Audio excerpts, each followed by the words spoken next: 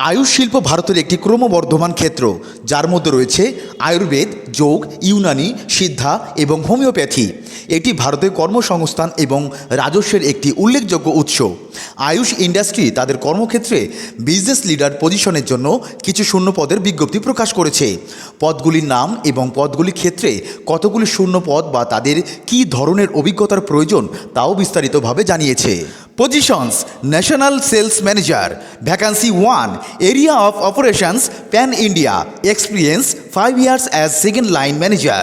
Positions: Divisional Sales Manager, Vacancy 1, Area of Operations, East India, Experience 3 years as first line in FMCG, OTX, OTC.